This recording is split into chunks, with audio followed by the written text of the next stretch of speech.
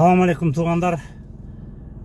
Бүгүнкү кайрылуумдун себеби бирөө эле кыргыздарда намыс бар, анан кыргыздарда дух бар да.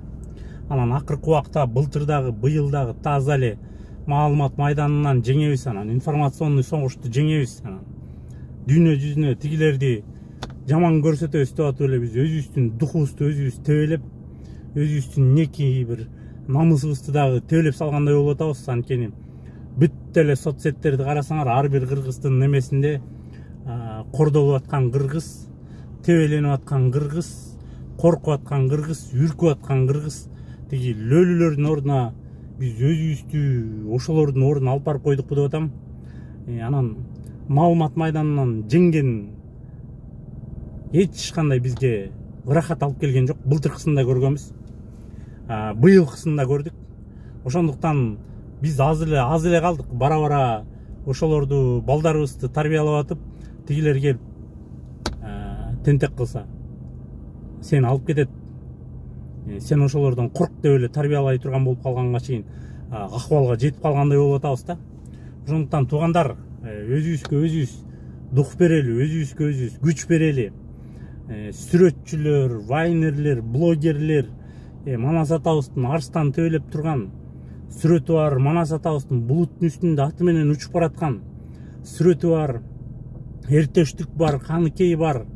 Ормонхан дух менен эле жеңип алган кыргыздарды басып алардачы. Ошондой духубузду жоготпойлучу. Маалымат майданы өзүнчө бир болбогон эле психология окшойт. Анткени бизге бирөөлөр ошентип внедрять этсе керек, өзүңөрдү коркуп, өзүңөрдү бир шалбыраган лөлү көрсөтсөңөр, силер маалымат майданынан жеңесиңер депчи. Анан ошону көрүп атып өзүбүздүн да духубуз түшүп калды. Бул чет мамлекетте жүргөндөрдүн өзгөчө духу түшүп калды. Көрө берчи. Кадимкидей тигилерди уже признавать эте баштадык. Бизден акылдуу, бизден күчтүү депчи. Антпесе бул чет мамлекетке келгендер дух бар үчүн, кандайдыр бир күч бар үчүн, намыс бар үчүн ушул жака тааныбаган жерге келип иштеп, өзүнүн тамагын, өзүнүн эмгегин өзү жедирбей канча деген жерлерди, кыйынчылыктарды өткөндөр. Анан канча күндөн бери ошо илеп аткан баланын сүрөтү чыгат, илеп аткан кыздын сүрөтү чыгат, желектин карарып атканы чыгат, желегибиз түнгө кирип баратканы чыгат. Мунун баары азыр ойлосом бизди, кыргыздарды мондай морально психологически давить этип салайын деген эле бир нерсе көрүнүп калды. Анткени бизде эртеден кечке эле балага биз ушундайбыз, биз ушундайбыз, сен келесосуң дей берсең келесе болуп калат да. Кандай акылдуу бала болсо дагычы. Анан биз ошону туурабай эле балдарыбыз тигилерден коркуп чоңойбосун. Балдарыбыз ошолорду коркутуп чоңойсун. Кайда барбасаңар, кыргыздарда акылы дагы, тили дагы, жакшы должностьтарда бүт чет мамлекеттен нормальный жерде ошо чет мамлекеттин тилинде сөзү дагы, акылы дагы өйдө тигилерденчи. Күчү дагы өйдө. Анан эле эмне эле биз өзүбүздү тебелеп тепсип атабыз.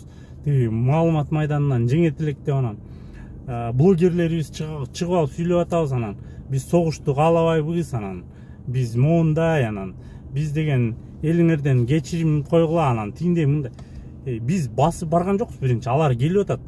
Биз эмне үчүн кечирим сурашыбыз керек? Биз эмне үчүн аларга жалдырашыбыз керек? Кече мына таш талканын чыгарган үчүн алар бүгүн мирный договор түздү. Алар бизди жөн эле байкап көрүп атат каждый раз эмне күчү жетет деп. Эгер биз алардын таш талканын чыгара албаганда мирный договор түзмөк эмес, алар дальше кетмек да. Ошо талкалап аткандардын сүрөтүн чыгарыш керек. Эмне биздин жанагы аскерлерибиз, каза болгон аскерлер эмне ошо духу жок, эки колун өйдө көтөрүп бизди кечирип койгула деп каза болгон жок да, туурабы? Бир жигитибиз 5 тежикти алып кетип атат якачы. Анан ал деле каалап атса керек. Ошол намыс мененчи. Что биз намыстуу болушубуздун, биздин күчтүү болушубуздун, биздин бири-бирибизге духтан берип, күчтөн берип турушубуздучу. Анан келип алып эле, жалдырап эле өлдүк, тебелендик, тепселдик болуп эле трапка болобузбу? Жетет эми маалымат майданын жеңбей эле коелучу, биз реально эле урушту, тытышты жеңели. Анан маалымат майданын жеңген мамлекетте жыргаган жок. Көрүп атасыңар баарыңар тең. Маалымат майданын жеңип, бирок таш талканы чыгып калган мамлекеттерди санап берсе болот азыр. Ошондуктан туугандар, сүрөттөрдү жакшысын, желегибиздин карартпай эле кызыл боюнча эле калтыралы. Жаш балдарыбыз, кыздарыбыз кылыч көтөрүп, мынтык көтөрүп, аттын үстүндө жүргөндөрдү эле сүрөткө тартып, сүрөтчүлөр сүрөткө чыгаралы. Вайнерлерби дукту көтөргөн видеону чыгаргыла. Таза эле тебеленди, тепселенди боло бербейличи. Маалымат майданын урганыбыз барбы, ачыгын айткандачы.